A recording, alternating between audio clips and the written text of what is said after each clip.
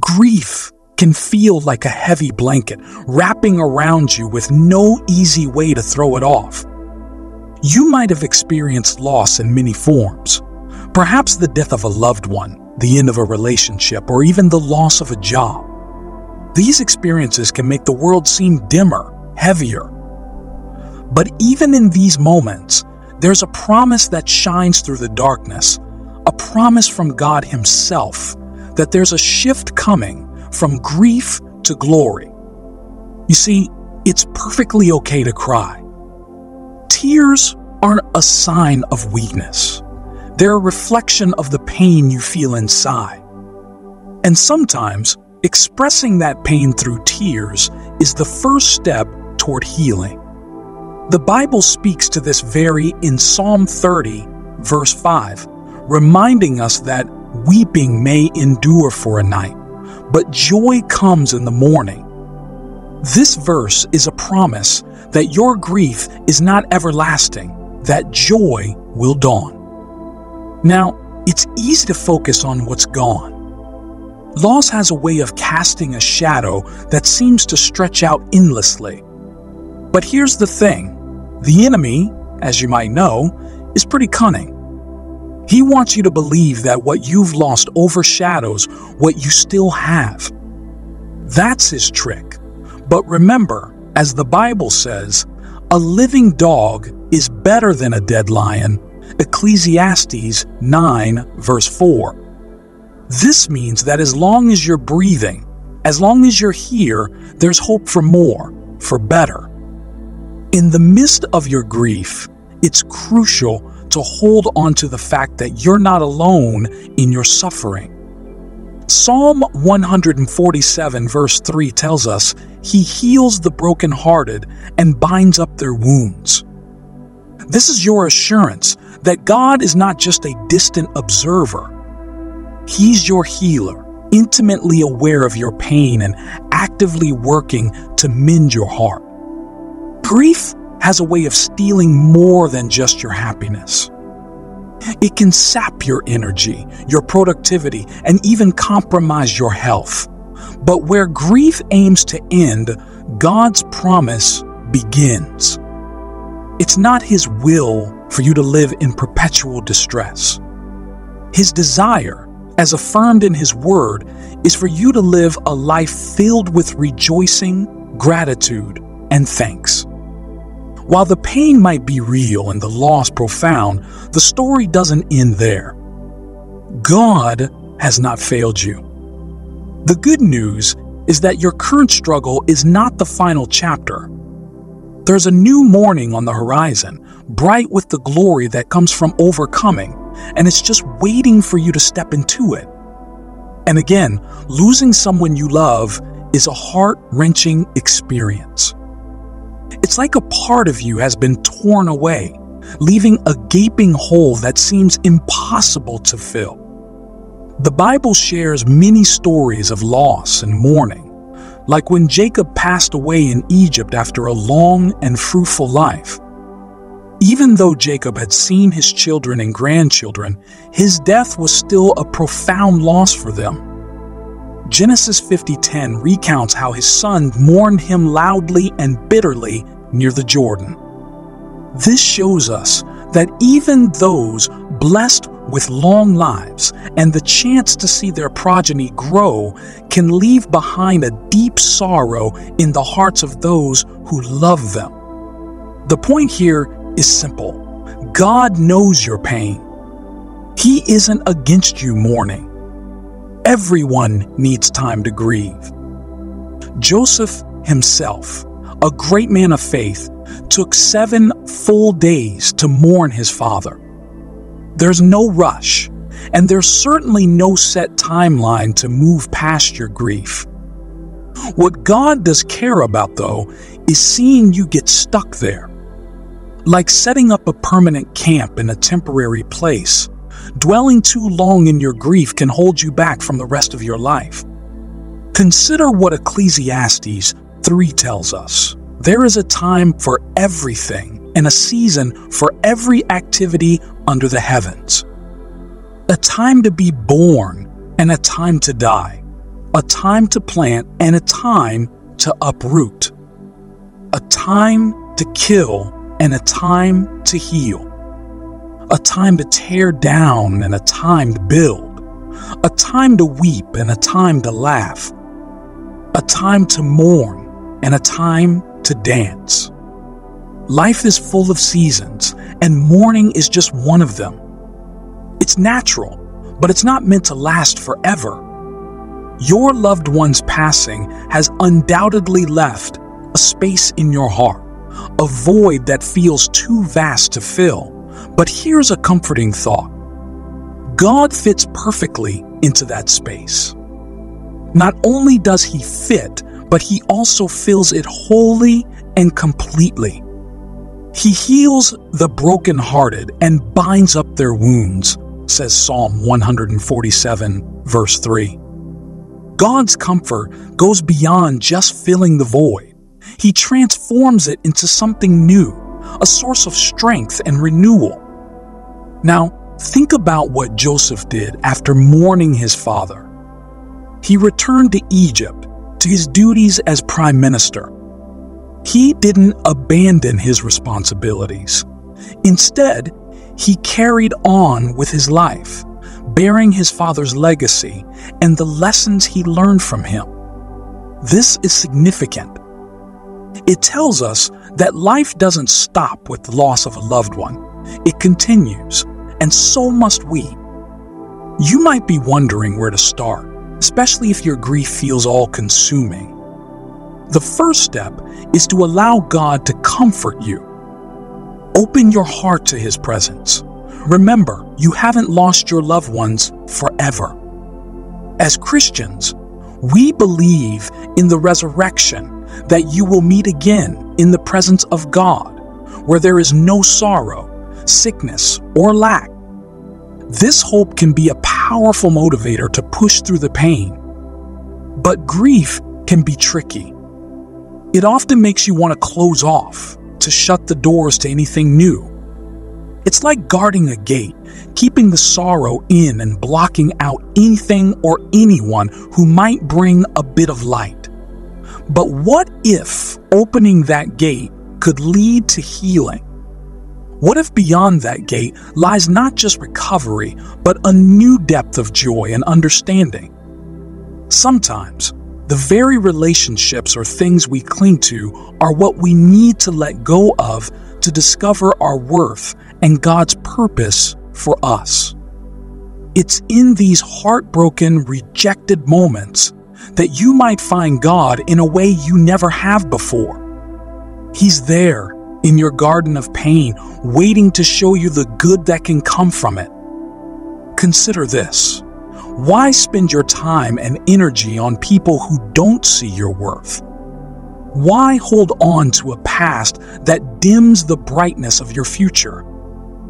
God is calling you today not to forget your loss, but to move forward from it, to let go of the grief and allow His healing into your life in a new and glorious way. So take a deep breath. Look around you. Life is still happening, beautiful, messy, and miraculous. Don't let your grief steal more of your life than it already has. It's time to adjust your grip, to let go of the grief, and to grasp the new joys, challenges, and adventures God has in store for you. This isn't just about moving on. It's about moving forward into a renewed life, rich with possibilities and drenched in divine comfort. Sometimes, what feels like a loss is actually setting the stage for a gain. This might sound odd, but it's a truth that often unfolds in the most unexpected ways. You see, King David spoke about this in the Psalms. He said he found comfort in his afflictions because the promises of God gave him life. It's in Psalm 119, verse 50, where he finds hope in God's word during his troubles. This shows that even when you're hurting, there's a bigger picture, a promise that can bring you life and renewal. The Bible talks about this in Romans 8:18-2, explaining that the sufferings of this present time are not worth comparing with the glory that is to be revealed to us. This is a powerful reminder that whatever you're going through right now, however tough it may seem, it's not permanent. There's a glory ahead that far outweighs all this pain, a future filled with joy that you can't even begin to imagine. In the book of Isaiah, chapter 61, verse 3, there's a beautiful promise from God. He says he will provide for those who grieve in Zion to bestow on them a crown of beauty instead of ashes, the oil of gladness instead of mourning, a garment of praise instead of a spirit of despair. What this means is that your mourning will be transformed into something beautiful. You're being prepared to stand tall like an oak of righteousness, strong and dignified, showing off the splendor of God. Yet, despite these promises, it's possible to reject the comfort God offers. Some choose to drink from the cup of sorrow and eat from the plate of pain their entire lives. They forget that grieving doesn't restore what has been lost. It only marks the loss. But remember, dwelling on the loss doesn't help. It only keeps the pain alive. Take the story of Job, for example. He lost everything, his children, his wealth, all in one day. It's a story of extreme loss, recorded in the book of Job. Despite these devastating losses, Job kept his heart open to God's comfort.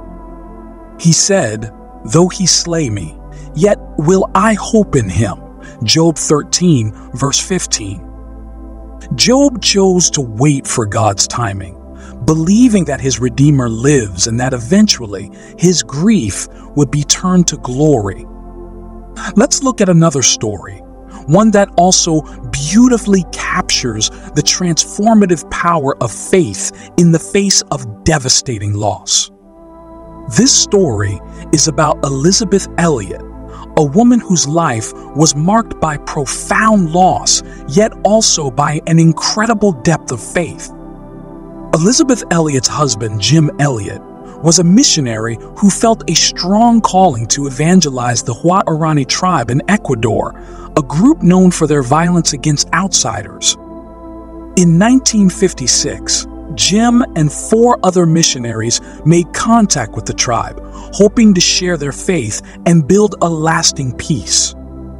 Tragically, all 5 men were killed by the tribesmen, leaving Elizabeth a widow and their young daughter without a father. In the wake of this unimaginable loss, Elizabeth could have retreated, returned to the United States, and never looked back. Instead, she chose a path that few could fathom. Elizabeth decided to stay in Ecuador and continue the work her husband had started. Remarkably, she reached out to the very people who had killed her husband, seeking to understand them and ultimately bringing them the message of forgiveness and salvation she believed in so deeply. Elizabeth moved into the Huaorani community, living among them and learning their language. Her presence and her persistent kindness overcame their initial hostility and suspicion. Over time, she forged genuine relationships with the tribespeople, many of whom came to embrace the faith that had driven Jim and his companions to reach out to them. Her journey of forgiveness and reconciliation didn't erase her loss, but it transformed her grief into a testimony of grace and redemption. Elizabeth Elliot's story is a profound example of faith not only sustaining a person through loss, but also empowering them to act in love despite it. She later wrote books and spoke extensively about her experiences, sharing her belief that God is God.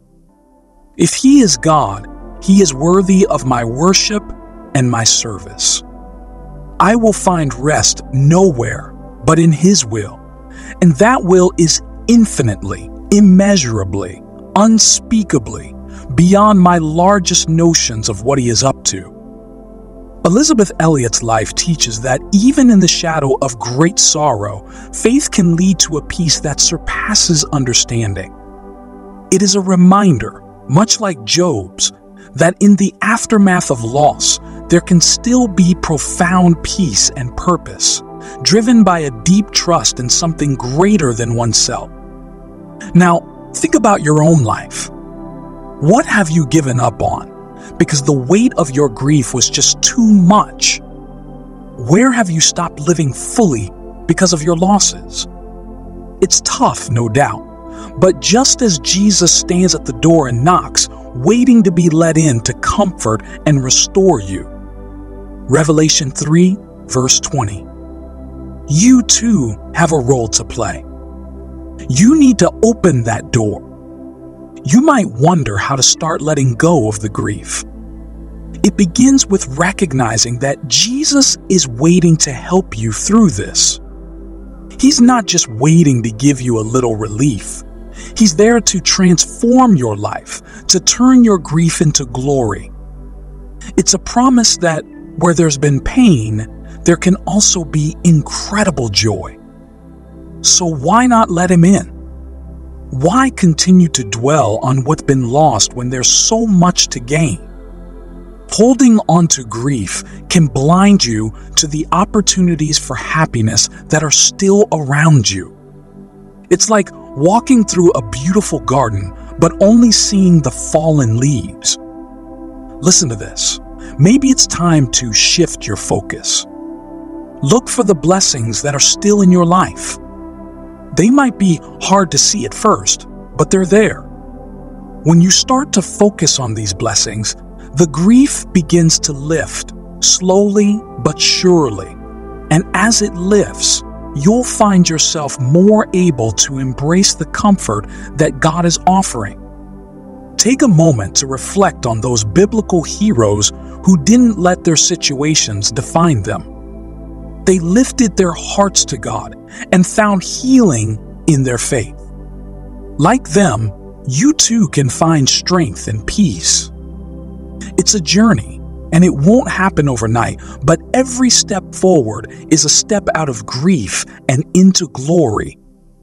So, dear friend, let yourself live again. Open your heart to the healing and the new beginnings that God is offering.